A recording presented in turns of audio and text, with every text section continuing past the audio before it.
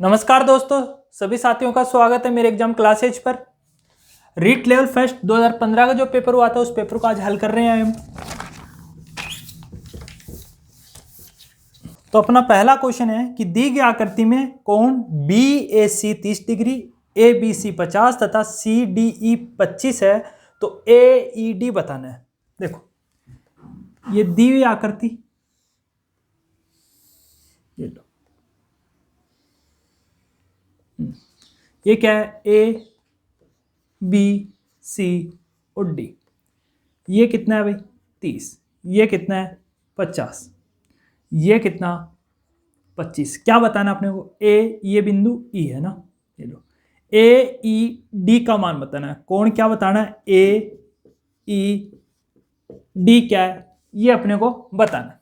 अब देखना क्या है भाई, 30 और 50 कितना, इन दोनों को जोड़ूंगा तो 80, तो इस कोण का मान कितना जाएगा 80 डिग्री। अच्छा 80 और 25 को जोड़ने पर कितना 105, तो यही कोण क्या हो जाएगा 105। तो AED का मान कितना हो जाएगा 105, ये अपना क्या हो जाएगा आंसर हो जाएगा भाई। ठीक है, या फिर जोड़ते 30 और 50, 80 में से 180 में से 80 घटाता तो ये 100, ये 80, इन दोनों को जोड़ता फिर 180 में से घटाता, फिर इसको 80 में से 180 में से घटाता, तो डायरेक्ट 30 और 50 का योग कितना 80, तो ये 80 होगा। 80 और 25 को जोड़ने पर क्या है 105, तो AED का मान क्या हो जाएगा 105। चलें अगले क्वेश्चन पर।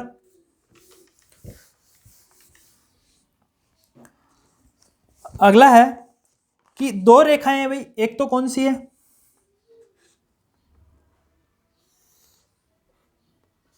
A और B।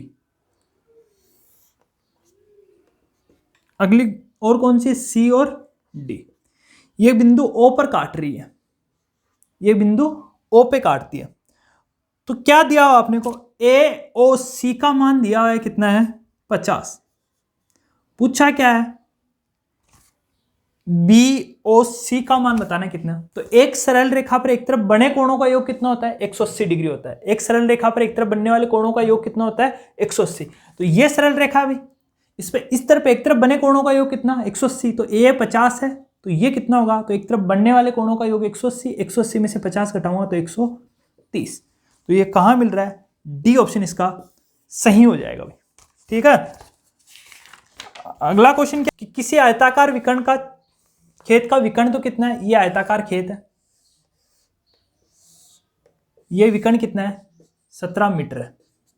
ठीक है, उसका परिमाप क्या होगा, यानी कि यहां से चलकर बार बार एक चक्कर लगाने पर वापस यहां आ जाऊंगा तो ये कितना है 46 मीटर है। परिमाप कितना है 46 मीटर।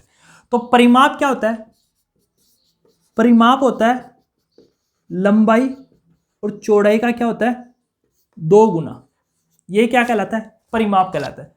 तो बताओ परिमाप कितना है 46, तो लंबाई चौड़ाई का दुगुना है, तो लंबाई और चौड़ाई का योग कितना हो जाएगा, लंबाई और चौड़ाई कितनी हो गई 23 मीटर। बोल सकता हूं कि यहां से यहां तक जाने में कितना 23, और वापस यहां से यहां तक आ जाऊंगा तो 23 परिमाप, और यहां से यहां तक पूरा जाकर आने में कितना 46 मीटर। तो लंबाई चौड़ाई का योग कितना है 23 मीटर। अब देखना भाई ये क्या बना, एक समकोण त्रिभुज बना, क्या बना, तो लंबाई को तो मैं A मान लेता हूं और चौड़ाई को क्या मान लो B मान लो। तो A प्लस B का मान ही कितना है सर 23 है, यानी कि लंबाई A चौड़ाई क्या है B, AB का मान ही कितना है 23 है। अच्छा इस तरफ भी स्क्वायर कर दूं मैं, देखो AB का भी स्क्वायर कर दूं तो 23 का भी इस तरफ क्या कर दूं स्क्वायर कर दूं, यानी कि वर्क कर दूं, तो क्या आ जाएगा A square B square plus 2AB। ठीक है, और इधर क्या हो जाएगा 23 का स्क्वायर करूंगा तो 529। ठीक है, ये A स्क्वायर B स्क्वायर क्या होता है, एक समकोण त्रिभुज हम पढ़ते हैं ना, A square plus B square किसके बराबर होता है, विकर्ण के स्क्वायर के बराबर होता है, यानी कर्ण के स्क्वायर के बराबर होता है। ठीक है, तो ये AB किसके बराबर है 17 के स्क्वायर के बराबर होगा, तो 17 का स्क्वायर कितना हो जाएगा 289। ठीक है, प्लस 2AB ऐसा कैसा लिख दूं और प्लस 529 ऐसा कैसा लिख देता हूं। बताओ 289 उस तरफ जाके माइनस करेगा, क्या माइनस करेगा तो AB के बराबर क्या बचेगा, यहां लिख देता हूं 2AB के बराबर क्या बचेगा 2 ए बी के बराबर ही क्या है, यानी कि 289, 529 में माइनस करेगा तो 240 बच जाएगा। तो 2AB का मान कितना है, 240। AB का मान कितना हो जाएगा, AB का मान आ गया 120। तो बताओ आयत का क्षेत्रफल क्या होता है, लंबाई और चौड़ाई को गुणा करूंगा, लंबाई चौड़ाई का गुणा ही तो क्या होता है, आयत का क्षेत्रफल। तो बताओ ए लंबाई ए मानी, चौड़ाई क्या मानी बी, इन दोनों का गुणा कितना आ गया 120। ये क्या कहलाएगा, क्षेत्रफल। आगे क्या दिया हुआ है, देखो क्षेत्रफल हमेशा इस वर्ग में होता है, तो वर्ग मीटर, ये अपना क्या हो गया, आंसर हो गया। तो ये कहाँ मिल रहा है, बी ऑप्शन इसका सही हो जाएगा।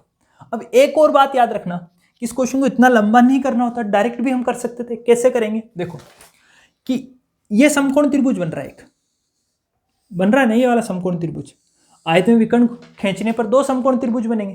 अच्छा, ये तो क्या है आधार, ये क्या है लंब, और ये क्या है कर्ण। तो देखना एक बात, मैं बोलूं आधार,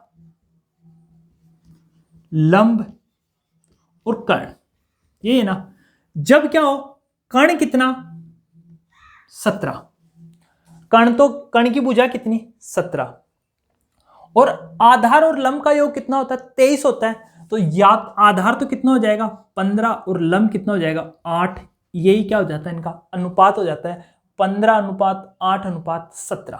एक समकोण त्रिभुज में राइट एंगल ट्राइंगल में क्या होता है, आधार लंब और कर्ण का अनुपात कितना होता है 15:8:17 होता है। ठीक है, कोई दिक्कत नहीं, और इन दोनों में फिर भी कोई दिक्कत नहीं है, बदल जाए कोई दिक्कत नहीं है ना। आधार 8 होगा तो लंब कितना हो जाएगा 15, लंब 15 होगा तो आधार कितना हो जाएगा 8, कोई दिक्कत नहीं। तो ये अनुपात होता है। तो देखो कर्ण तो अपने को क्या दे दिया था 17 दे दिया था उसने, विकर्ण तो कितना दिया, आयत की बात कर रहा तो आयत में विकर्ण कितना 17, और इन दोनों का योग कितना था 15 और 8 कितना 23। तो हमें देखना था इन दोनों का योग कितना है 15, 23 है तो एक तो होगा 15 और एक क्या होगा 8।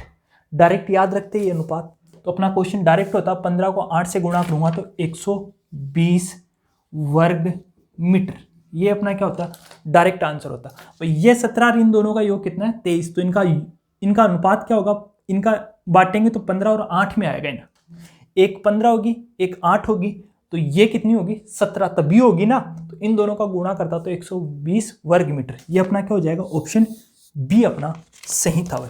ये अनुपात याद होगा तो वे डायरेक्ट कर पाएंगे, नहीं तो ये करने का तरीका है। ठीक है, चलें अगले क्वेश्चन पर, मिटा दें इसको। चलो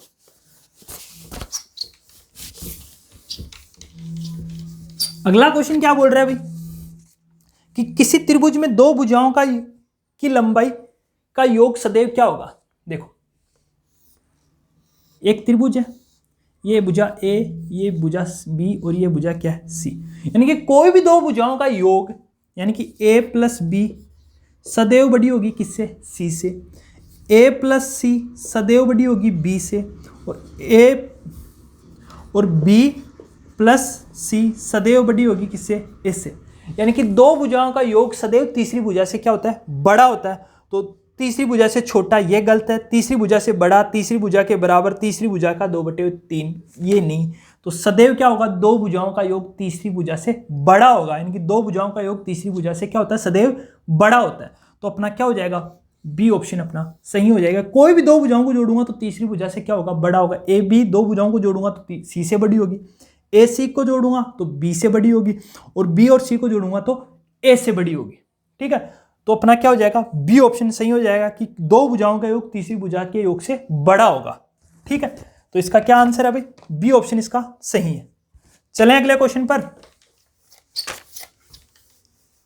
अगला क्वेश्चन क्या बोल रहा है कि दो घनों के आयतनों का अनुपात कितना है 23:64 है, इनके संपूर्ण पृष्ठीय क्षेत्रफल का अनुपात क्या होगा। देखो अब आयतन क्या बोल रहा है भाई, आयतनों का अनुपात कितना बोल रहा है कि 23:64।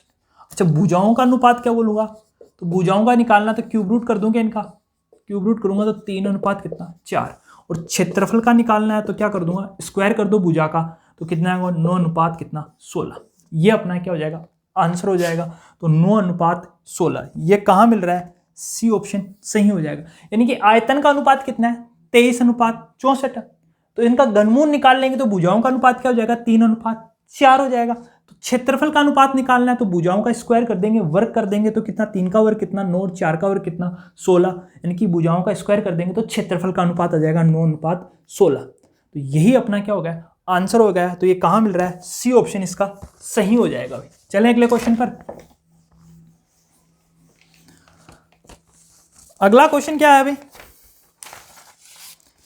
कि कौन सी बात सही है, इनमें से 4 दिए हुए, इनमें कौन सा सही है। देखो A square A minus B का स्क्वायर क्या होगा, A square plus B square minus 2ab। नहीं, ये तो बराबर होंगे, ए तो क्या हो जाएगा, गलत हो जाएगा। बी भी क्या है भाई, ए माइनस बी का स्क्वायर, नहीं ये भी गलत है। सी क्या हो जाएगा, A square plus B square minus 2ab, ये किसके बराबर हो जाए, ए माइनस बी के होल स्क्वायर के बराबर हो जाएगा। ये बात सही है तो क्या हो जाएगा अपना, सी बात सही है, सी सही है, दोनों बराबर होंगे, न बड़ा न छोटा, ये इससे बराबर है, दोनों बड़ा नहीं है, ये भी छोटा है बराबर नहीं, तो सी बात सही है भाई, दोनों बराबर होंगे। ठीक है, ये बराबर होंगे, सी ऑप्शन अपना सही है। चले अगले क्वेश्चन पर। तो इसका क्या हो जाएगा भाई, सी ऑप्शन इसका सही है।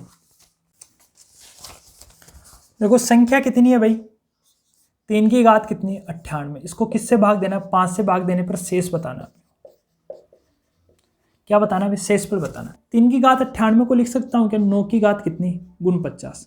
अब 9 बराबर है दोनों, तो 9 की घात गुण 50 में भाग दूंगा तो किसका, 5 का। तो देखो जब भी हमें शेष निकालना है, किसमें 9 में 5 का भाग दूंगा तो शेष पर क्या बचेगा, एक तो 4 बचेगा और एक -1 बचेगा। कैसे, ये देखते हैं। तो देखो 9 में यदि मैं 4 का भाग देता हूँ, 5 का भाग देता हूँ, एक बार यहाँ 5, शेष कितना बचा, 4। तो शेष एक तो क्या बच रहा है, 4 बचा। आगे देखना कि 9 में मैं किसका भाग दे रहा हूँ, 5 का भाग दे रहा हूँ, क्या दे रहा हूँ ना, चलो 2। तो क्या बच रहा है, देखो शेष पर 2 बार चला गया, 10 घटाऊंगा तो -1 भी बच रहा है क्या, तो शेष क्या बच रहा है, -1। -1 का कभी नहीं बचता, 5 में से -1 घटाऊंगा तो भी क्या बचेगा, 4। तो अपने भाग तो सही दिया ना। अब देखो कि 9 में जैसे ही मैं 9 में किसका भाग दूंगा, 5 का भाग दूंगा तो शेष 4 भी बचेगा और -1 भी बचेगा। और जो शेष बच रहा है ना, उसकी घात कितनी है वो लिखनी है। तो -1 लिख लूँ क्या, -1 पे घात कितनी, गुण 50, तो क्या बचेगा, -1। यानी कि -1 पे घात कितनी भी लिखो, सम लिखेंगे तो 1 हो जाएगा और विषम लिखेंगे तो -1 ही रहेगा, और 5 इस तरीके से।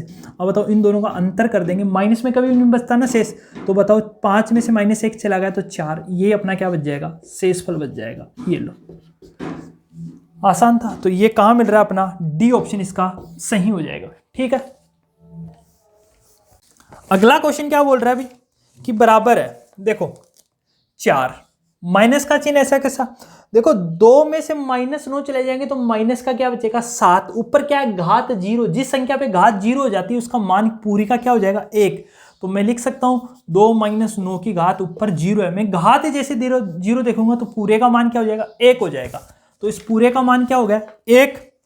आगे क्या बोल रहा है, +3 का वर्ग करना है और भाग देना है 1 का, और प्लस क्या करना है, 3 जोड़ना है इसमें। तो बताओ ये तो क्या होगा, 9 में 1 का भाग दूंगा तो 9 ही बचेगा, तो 4 - 1 + 3 का वर्ग करूंगा तो कितना, 9 + 3। ठीक है, इन 9 और 3 12, 12 4 17, 17 में से एक, सॉरी 9 और 3 12, 12 और 4 कितना, 16, 16 में से एक चला गया तो कितना, 15। ये कहाँ मिल रहा है, 15। सी ऑप्शन इसका सही हो जाएगा। इसका क्या हो जाएगा, सी ऑप्शन इसका सही है। चलें अगले क्वेश्चन पर।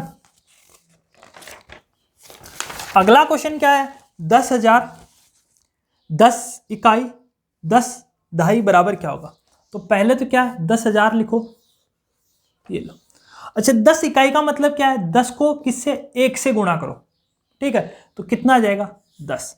अच्छा दूसरा क्या बोल रहा है भाई, 10 दहाई, यानी कि 10 को 10 से गुणा करो तो कितना आ जाएगा, 100। ये किसके बराबर है, जोड़ दो। 10 इकाई मतलब कि 10 को 1 से गुणा करना है, 10 दहाई मतलब कि 10 को 10 से गुणा करना है। इनको जोड़ेंगे तो ये कहाँ मिल रहा है, 10,110। ये ए ऑप्शन इसका सही हो जाएगा भाई। इसको थोड़ा ध्यान से पढ़ लेना, क्वेश्चन गलत नहीं हो जाए। ठीक है, तो ए ऑप्शन इसका सही हो जाएगा भाई। अगले क्वेश्चन पे चलें। अगला क्वेश्चन क्या बोल रहा है भाई, 10 दिन में मिनटों की संख्या बराबर है कितने घंटों में सेकंडों की संख्या के बराबर है। तो देखो 10 दिन में कितने घंटे होते हैं, 24, और इसके मिनटों की संख्या मिनट से गुणा कर दूंगा मिनटों की संख्या। बराबर क्या पूछ रहा है, घंटों की संख्या के बराबर पूछ रहा है ना, तो कुछ नहीं करना है, इसमें क्या लिखना है, घंटे कितने, ये तो हमको बताना है घंटों की संख्या, इसमें मिनट की संख्या कितनी हो जाएगी 60, और ये कितनी 60 से फिर गुणा कर दूंगा तो सेकंडों की संख्या के बराबर है। तो इस 60 से तो ये 60 कैंसिल होगा, इस 0 से ये कैंसिल, और 6 का भाग लगाऊंगा तो कितनी बार 4, एक्स कितना 4, ये क्या बना घंटे, तो 4 घंटे, एक्स ये क्या आ गया घंटे। तो ये कहाँ मिल रहा है, सी ऑप्शन इसका सही हो जाएगा। चलें अगले क्वेश्चन पर। अगला क्वेश्चन क्या बोल रहा है भाई कि निम्नलिखित भिन्नों में से सबसे छोटी भिन्न कौन सी है।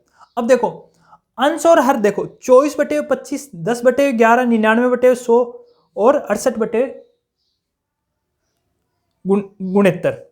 अब देखो सभी का अंश और हर में अंतर कितने का, 1 का।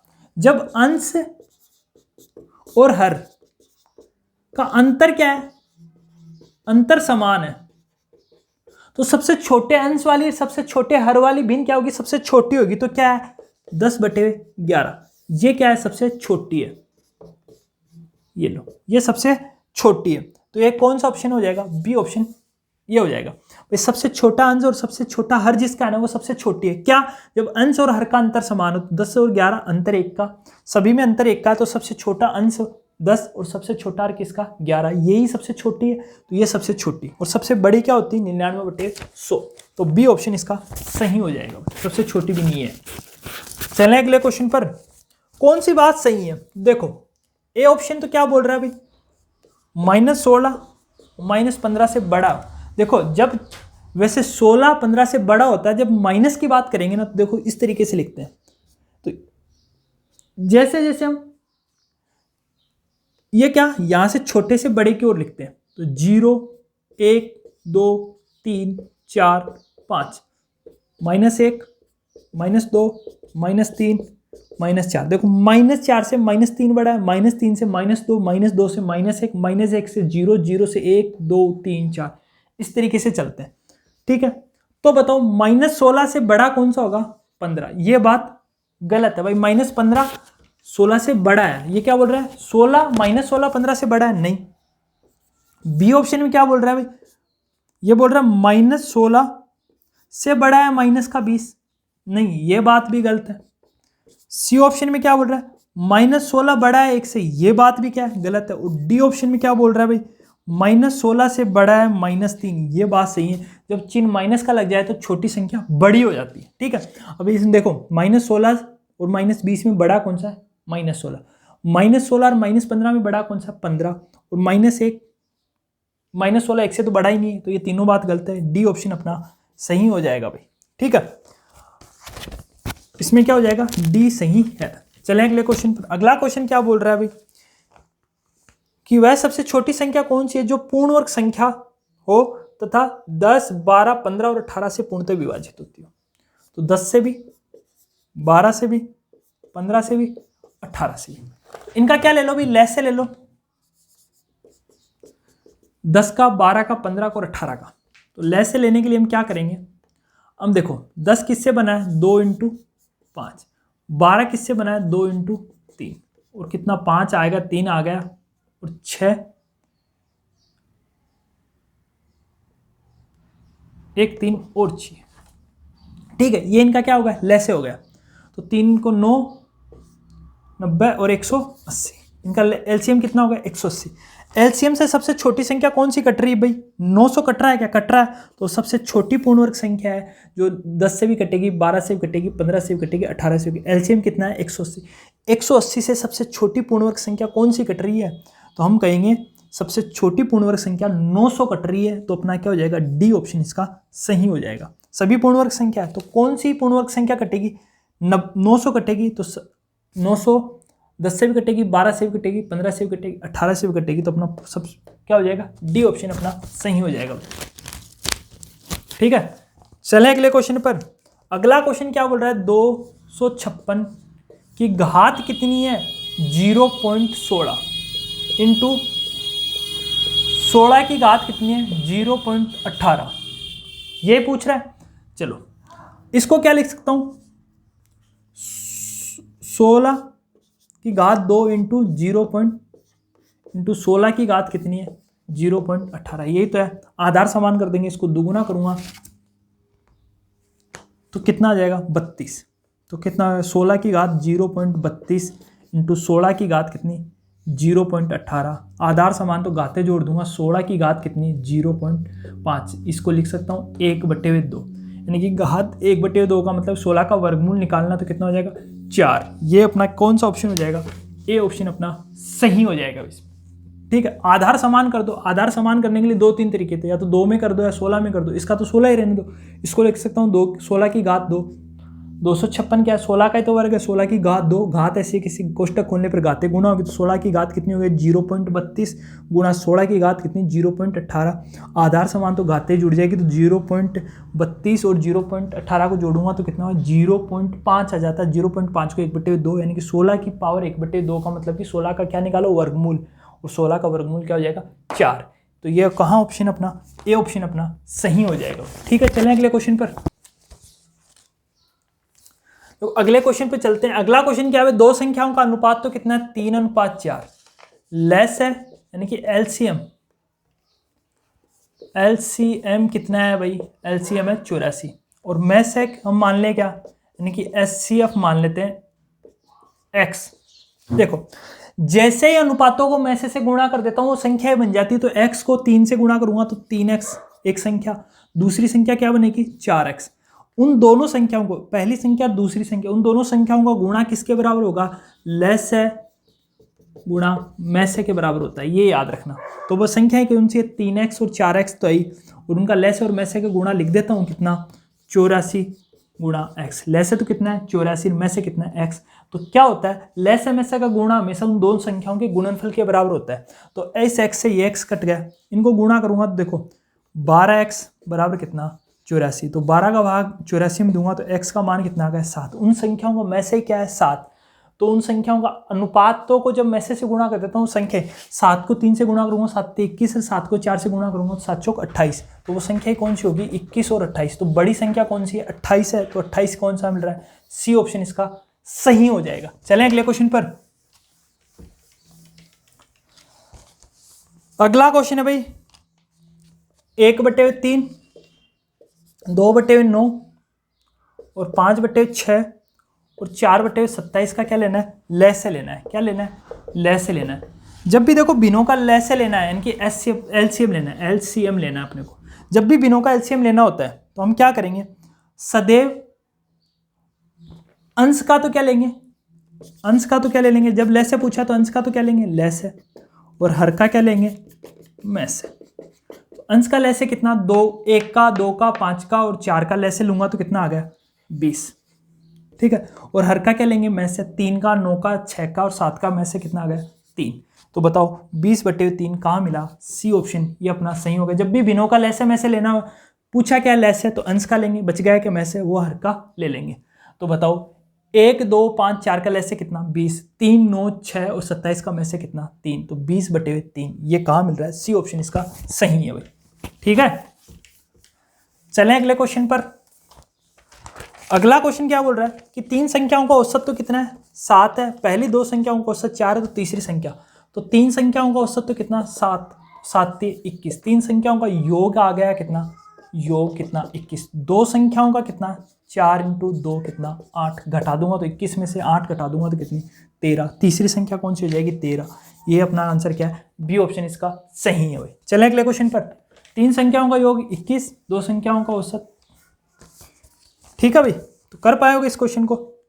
अच्छा अगला क्वेश्चन क्या है, मोहन ने एक कार कितने में खरीदी,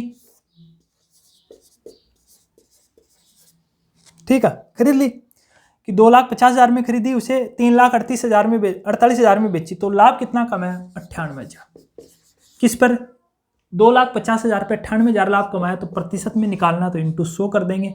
बताओ इस 3 जीरो से ये 3 जीरो कैंसिल, ठीक है इस जीरो से ये जीरो कैंसिल, काट देंगे कोई दिक्कत नहीं है। इसको 5 से काटूंगा तो कितना 2 और इसका कितना 5, 98 को 2 से गुणा करूंगा तो कितना आ जाएगा 96, और इसमें 5 का भाग लगाता हूँ 39.2। ये कहाँ आ रहा है, ये ऑप्शन आ रहा है अपना प्रतिशत आ रहा है, बी ऑप्शन इसका सही हो जाएगा भाई। हमेशा किस पर, लाभ की प्रतिशत में गणना करनी होती है तो क्या होती है, क्रय मूल्य पर। क्रय मूल्य पर कितने कमाए, यानी कि 2.5 लाख पर कितने कमाए, 98,000। तो 2.5 लाख का 98 कितना परसेंट लाने के लिए 100 लगाए, कर लो 100, कितना आएगा 39.2%। ये कहाँ आ रहा अपना, बी ऑप्शन इसका सही हो जाएगा। चलें अगले क्वेश्चन पर। अगला क्वेश्चन क्या बोल रहा है अभी, अगला क्वेश्चन बोल रहा है कि 144 पेन बेचे। 144 पेन तो क्या हमें बेचने पर 6 पेनों के विक्रय मूल्य के बराबर क्या हुआ, हानि हुई।